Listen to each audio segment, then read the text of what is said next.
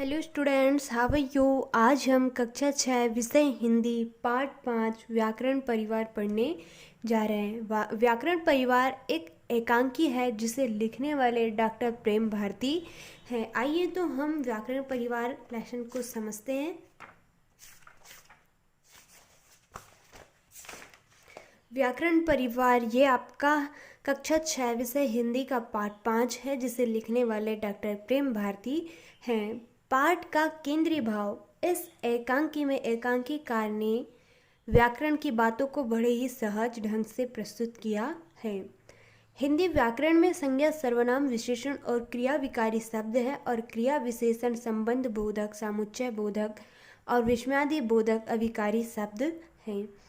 एकांकीकार ने विभिन्न शब्द रूपों को एकांकी के पात्र बनाकर प्रस्तुत किया है। बच्चे स्वयं पात्र बनकर अभिनय और संवादों के द्वारा व्याकरण की कठिन अवधारणाओं को सरल व रोचक ढंग से समझ सकते हैं।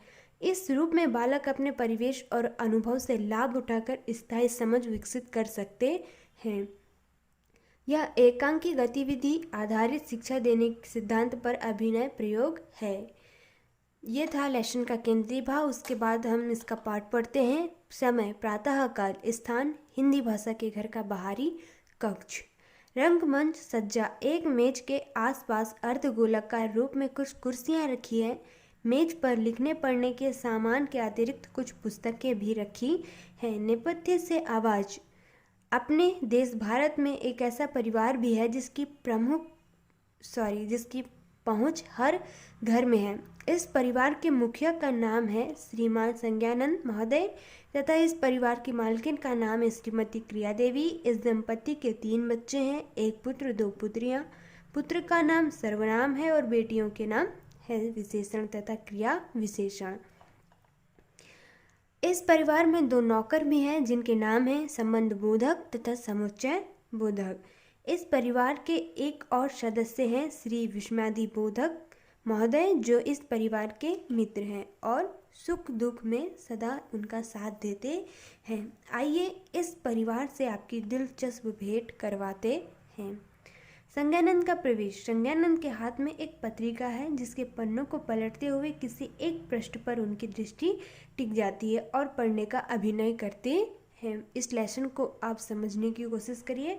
संज्ञानंद। क्रिया। ओ क्रिया, कहाँ हो तुम? तुम्हारे बिना मेरा कोई भी काम नहीं होता।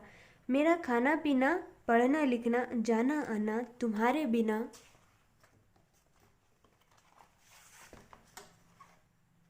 संभव नहीं है। श्रीमती क्रिया देवी का प्रवेश। क्रिया देवी। मैं जानती हूँ तुम मेरे बिना एक पल भी नहीं रह सकते, चाहे भूतकाल हो या भविष्यकाल।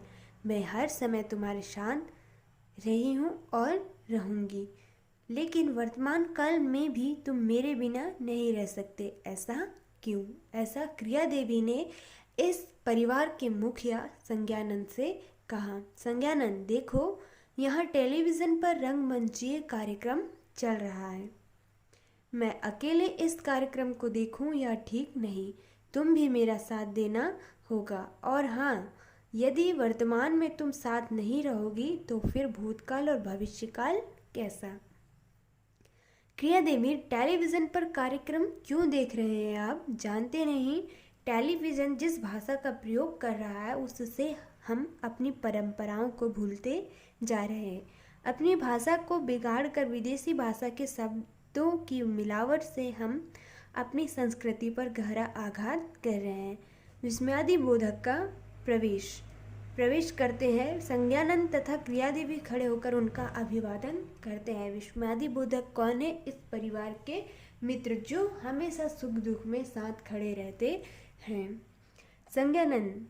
आइए भाई साहब, कुर्सी की ओर इशारा करते हुए बैठिए। तीनों कुर्सी पर बैठ जाते हैं। विस्मयादि बोधक। अरे 9 बज गए। संज्ञानंद जी, आपके हाथ में यह कौन सी पत्रिका है? आखिर इसमें ऐसा क्या लिखा है जिसे पढ़कर आप लोग हंस रहे हैं? आज बच्चे नहीं दिखाई दे रहे। कहाँ है भाई सब लोग? ये सन्नाटा क्यों पसरा हुआ है? विस्मयादि बोधक ने संज्ञानंद और क्रिया देवी से प्रश्न किया। तभी सर्वनाम विशेषण तथा क्रिया विशेषण सब एक एक कर आते हैं और एक साथ सभी को प्रणाम करते हैं। विस्मयादिबोधक: नमस्ते बेटा। सर्वनाम: कहाँ थे तुम, क्या कर रहे थे अभी तक, बताओ तो।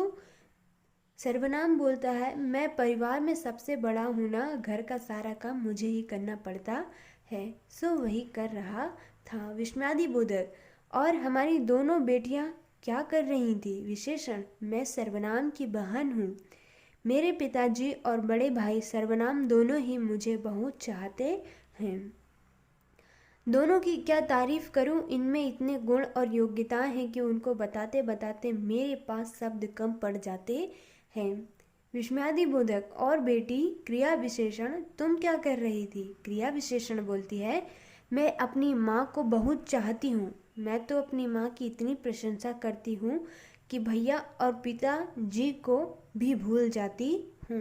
बस उन्हीं के काम में हाथ बटा रही थी। विस्मयादिबोधक: तुम माँ के सामने पिताजी और भाई को भी भूल जाती हो, ऐसा क्यों बेटी। विस्मयादिबोधक ने क्रिया विशेषण से पूछा। क्रिया विशेषण: ये लोग मुझे नहीं चाहते, इसीलिए इनकी प्रशंसा क्यों करूं। तारीफ तो क्रिया की होनी चाहिए। काम किस तरह किया जाए, क्या किया जाए, किस समय किया जाए, यह बात ही मैं माँ को बताती रहती हूँ। और सुनो, माँ के सभी कर्म सकर्मक थोड़े ही होते हैं। कभी हंसती है, कभी रोती है, कभी गप्पे लड़ाती है, यह भी कोई काम हुए, ये सभी अकर्मक है।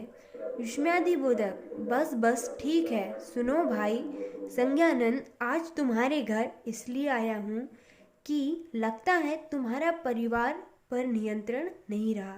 सर्वनाम विशेषण क्रिया विशेषण घर के कामों में इतने लगे रहते हैं कि समाज में इनकी पहचान लुप्त होती जा रही है। अभी अभी मैं रास्ते में आ रहा था तो एक लड़की को यह कहते हुए सुना, मैं भी चलूँगा, तुम अकेले नहीं जा सकते। क्या उसका यह कहना ठीक है। पुरुष पुरुष की तरह बोलता है, स्त्री स्त्री की तरह।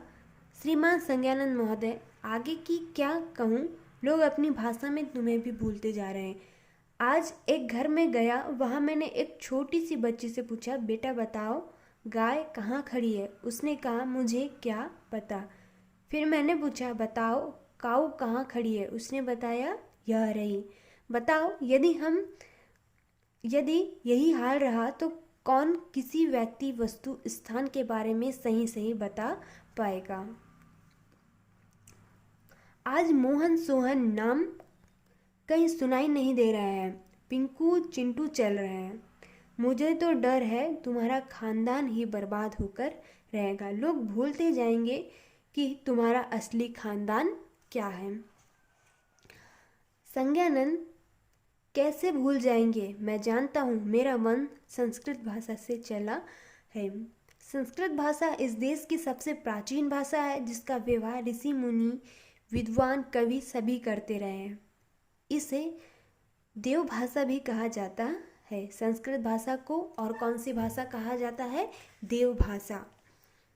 आपको याद रहेगा, अगर कभी क्वेश्चन पूछा कि देव भाषा किसे कहते हैं तो आंसर में क्या आएगा, संस्कृत भाषा।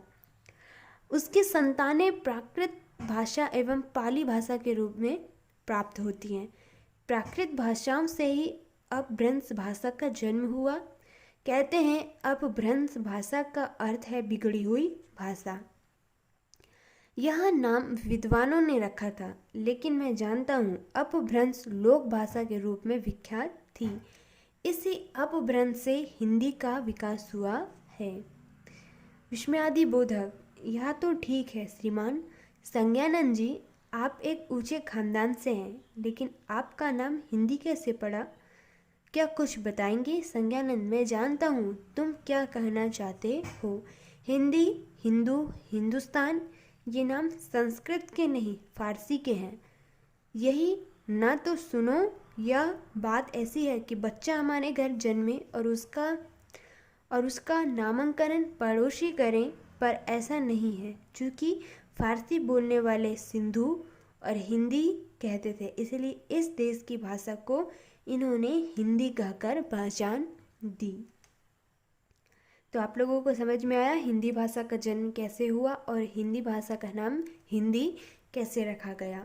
विस्मयादि बोधक ठीक है, अरे भाई क्या बातें ही चलती रहेंगी, या कुछ खिलाओगे पिलाओगे भी क्या? ऐसा किसने कहा? विस्मयादि बोधक ने। संज्ञानंद, अरे संबंध बोधक, समुच्चय बोधक, कहाँ हो तुम लोग? देखो कौन आए हैं, तुम्हें पता नहीं अतिथि का स्वागत करना हमारा धर्म है। संबंध बोधक, आया मालिक, मैं तो आपके और सर्वनाम भैया के बाहर जाने की तैयारी में लगा था।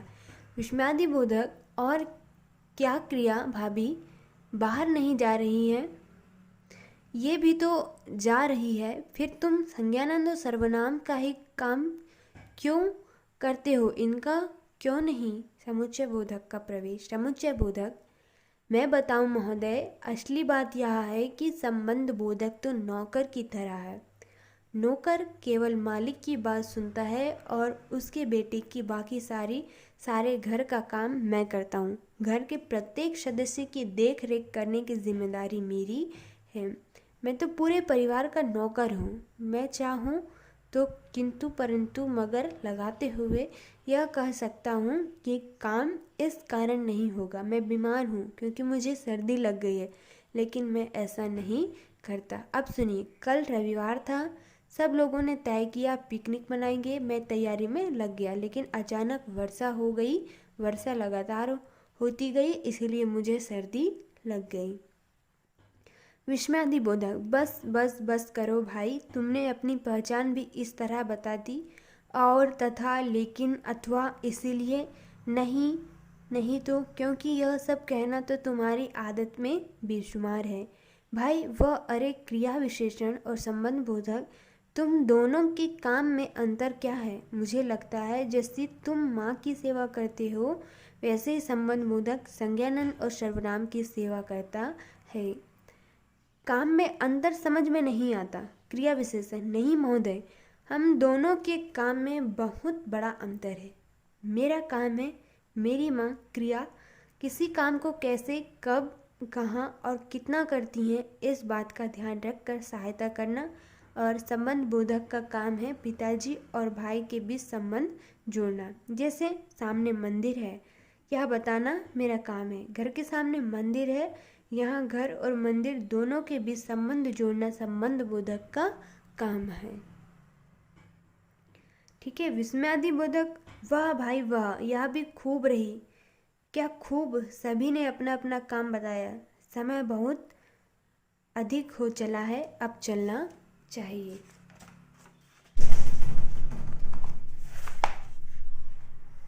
सर्वनाम विशेषण, क्रिया विशेषण विस्मयादि बोधक के पैर छूते हैं।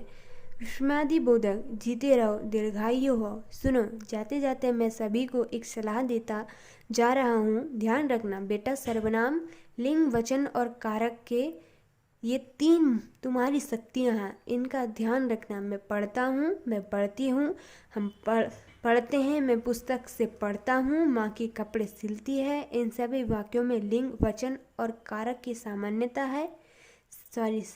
है। यह परंपरा खत्म नहीं होनी चाहिए। बेटी विशेषण, ध्यान रहे तुम्हारा काम सुंदर, अधिक सुंदर, सबसे सुंदर होना चाहिए।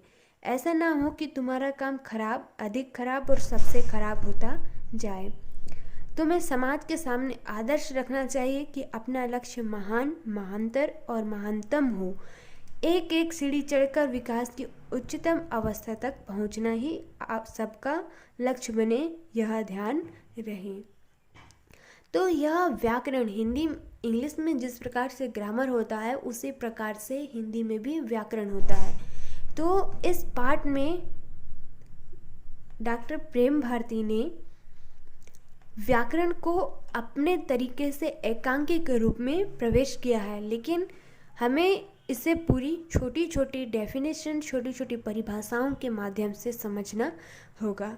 ठीक है, तो हम कल विस्मयादि बोधक, समुच्चय बोधक, संबंध बोधक, संज्ञा, क्रिया विशेषण, क्रिया, वचन, कारक, लिंग, ये सब हम आपको कल समझाएंगे। ठीक है, आज के लिए हम जो लेसन पढ़े हैं ये आप लोगों को समझ में नहीं आया होगा, लेकिन कल हम इसे आप लोगों को और भी अच्छे तरीके से समझा देंगे, इनकी एक छोटी छोटी डेफिनेशन बना के। ठीक है, तो आप लोग इस लेसन को पुनः रिपीट कीजिए, पुनः पढ़िए और समझने की कोशिश करिए। ठीक है, इसके क्वेश्चन आंसर और इन सब की छोटी छोटी मीनिंग्स, परिभाषाएं हम आपको कल बताएंगे। ठीक है, आप लोग बुक पढ़ने की कोशिश कीजिए और समझिए। ठीक है, धन्यवाद।